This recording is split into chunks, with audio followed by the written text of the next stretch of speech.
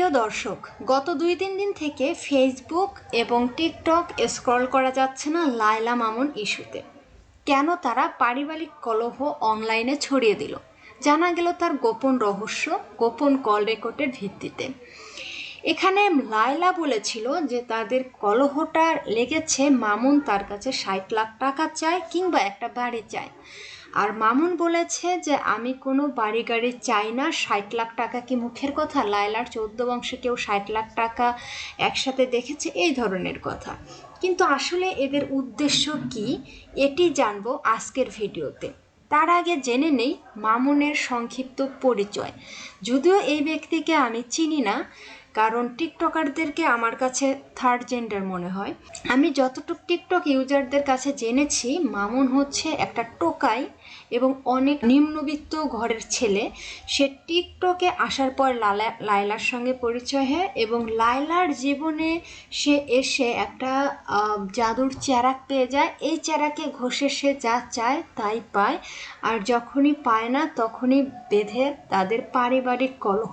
আবার অনেকে বলছেন যে লায়লা এবং মামুন দুজনের পেজের রিচ বাড়ানোর জন্য কিংবা ভাইরাল টপিক হওয়ার জন্য ইচ্ছাকৃতভাবে এইসব করছে। এই তথ্যগুলো কতটুকু সত্য জানবো তাদের মুখ থেকে। নাটক না, তাকে 50-60 কোটি টাকা দিতে হবে, নাহলে সে আমাকে এরকম টর্চার করবে। এটা ভাইরাল হওয়া না, কোনো কিছু ভাইরাল হওয়া না। আমি ওকে সত্যি ভালোবাসি সবকিছুতে। আমরা লায়লার কথা শুনে এতটুকু বিশ্বাস করতে পারি যে আসলেই এগুলো ভাইরাল হওয়ার জন্য না, নাটক না। কারণ একটা মানুষ তো আর একটা মানুষকে নাটক করে এরকম করে পিটায় থেতলা করে দিতে পারে না। সো কিছুক্ষণের জন্য মানলাম এটা সত্য।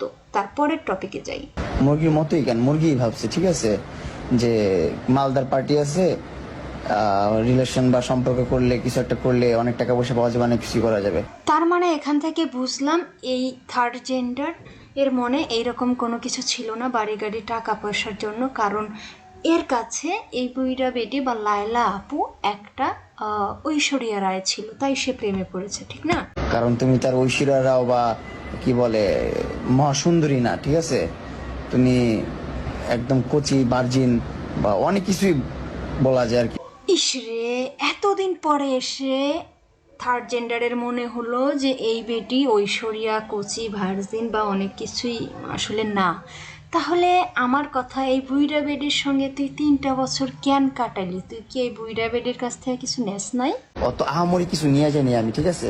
তুমি ওভারঅল আমার পিছনে মনে হয় 20 থেকে 30 লাখ টাকা খরচ করছো। হায় আল্লাহ, 20 থেকে 30 লাখ টাকা খরচ করছে। তার মানে এই টোকাই এতকাল গাড়ি, bike, hair style, hair colouring যা করছে সব এই বুইড়া বেডির টাকা দিয়ে করছে। 30 লাখ 3 বছরে, তার মানে প্রতি বছরে সে এই বুইড়া বেডির মানি ব্যাগ থেকে 10 লাখ কইরা টাকা নামাই নিচ্ছে। সর্বনাশ! দুনিয়াতে আমরা আছি রাজনীতি নিয়ে, আর এই টোকাই দেখেন পকেট মারার কামটা কত সুন্দরভাবে করলো। এখন দেখছে কি রে, টাকা পয়সা সবই দেয় কিন্তু বাড়ি তো নামে লেখা দেয় না। তার জন্য কি তোর এই সিদ্ধান্ত? তো কি সিদ্ধান্ত নিলি শেষ পর্যন্ত? ব্রেকআপ।